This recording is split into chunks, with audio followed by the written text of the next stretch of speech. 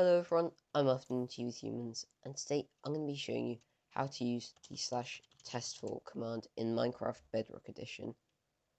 I just wanted to say before I get into the video, I think the uploads are frankly going to be slowing down, and I'm going to be moving to a 2 videos a week schedule, where I upload on a Wednesday and maybe on like a Saturday or a Saturday morning or something like that.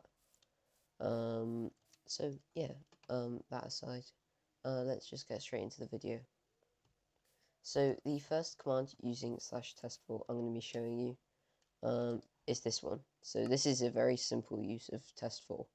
So this one tests whether there's any creepers within a 10 block radius of this command block. So if it does detect a creeper, it'll take an input out of this comparator, which will activate this lamp. So if that command is activated and it detects a creeper nearby, it will activate the lamp. This R equals 10, that means any creepers within 10 blocks. So what the testfor command does is it just tracks and sees whether the thing it's testing for is within, is so that in the world, or you can put like a R equals 10 just means whether it's within 10 blocks. So and if it does detect the thing that you want it to see if it can detect, it'll just power this comparator. And powering that comparator can be used to do all sorts of things.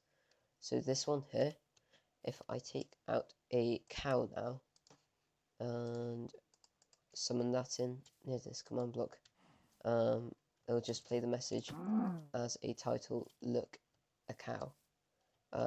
So yep, it'll just take that. And this is because the comparator activates a command block. So the command for that is testfor cows within 10 blocks, and take a comparator output and activate an impulse command block showing the title look a cow. So yep, that's another context you can use testfor in. You can use it to activate pieces of text in chat. You can use it to activate any command as long as you've got it hooked up to the command block like that. So yeah, that's what testfor does. It tests for entities that you list within the selector, and if it detects them, it takes a redstone comparator output. So next up is sort of an item swapper almost. So if I take out a honey block and I drop this, if I drop this honey block, it gives me an iron sword. So with just a single honey block, you can drop it and sort of trade it for an iron sword. And this works by testing whether there's honey blocks within 5 blocks of this command block, and if there are, it'll take this redstone comparator output, kill the item you just dropped, being the honey block, and give you an iron sword.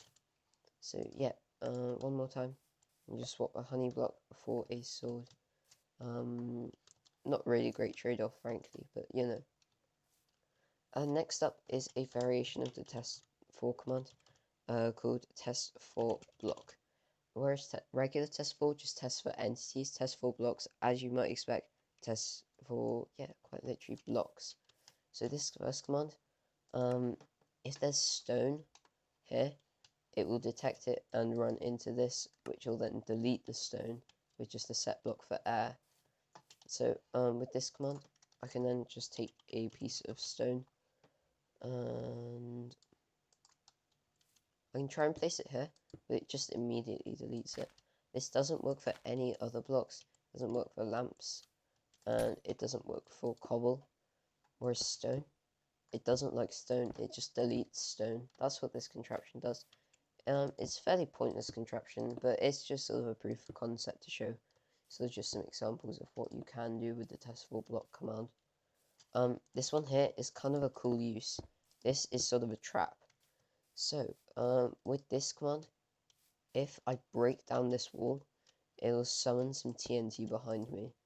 So if I fully break this wall, I look around, there's been TNT put behind me, and that explodes.